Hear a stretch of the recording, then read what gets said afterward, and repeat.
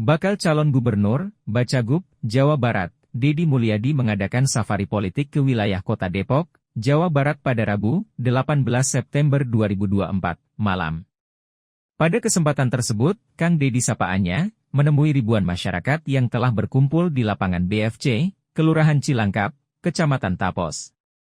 Kang Deddy mengaku sudah melihat-lihat wilayah kota Depok dan memiliki beberapa catatan yang harus dibenahi. Mantan Bupati Purwakarta periode 2008 hingga 2018 itu menilai, jalanan di Depok sempit dan tidak halus hingga menyebabkan kemacetan. Kata Kang Deddy di depan ribuan warga. Ayo, bagaimana Bang? Lah ini udah siap. Dan ke Depok satu personality saya datang keliling, saya lihat banyak orang dari gang lari keluar, dari dapur-dapur lari kemudian berteriak Kang Deddy. Dari situ saya mulai memang publik di sini mengenal saya dengan baik.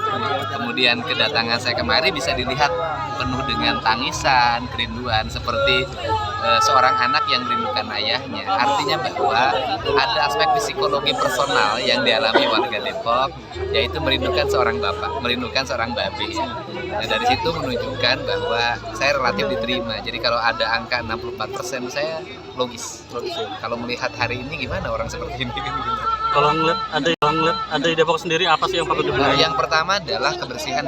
Saya sudah sampaikan bahwa sampah itu problem, sehingga pembangunan pembangkit listrik tenaga sampah adalah sebuah kemestian yang harus dilakukan oleh Pemprov dan Pemkot bersama-sama. Tentunya dengan pemerintah pusat ya, melalui Kementerian Lingkungan Hidup dulu. Terus kemudian yang kedua adalah tadi loh, bahwa terjadi lonjakan penduduk. Mungkin tadi salah satu sampel. Kelahiran sangat banyak, tidak terkendali, dan itu banyak menimpa warga yang berpenghasilan ekonomi rendah. Mereka sudah ekonominya rendah, pekerjaannya serabutan, anaknya banyak. Ini kan problem yang harus diselesaikan, dan itu perlu telaten. Perlu ketelatenannya adalah nanti provinsi, wali kota, sampai kelurahan, sampai RT RW harus bisa mendata penduduk. Dan di situ bikin komitmen bagi penduduk yang anaknya sudah berlebihan dan mungkin nambah lagi.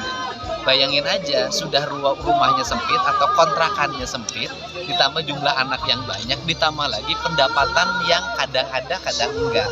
Sehingga dalam jangka panjang, jumlah pengamen akan semakin banyak, peminta-minta akan semakin banyak. Ini problem yang kedua harus selesaikan. Yang ketiga adalah tingkat kebahagiaan warga. Tingkat kebahagiaan warga, saya lihat warga ini kurang mendapat supporting hiburan. Karena hiburan hanya bisa dinikmati oleh orang-orang kaya dalam bentuk liburan. Bisa ke puncak, bisa ke arah teater, saya lihat orang Depok banyak banget itu. Nah, ini diperlukan, kan saya lihat banyak sekali fasilitas air di sini, banyak danau-danau ya.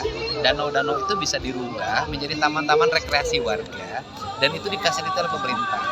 Yang berikutnya adalah ruang masyarakat, ruang terbuka harus ditambah lagi fasilitas jalan.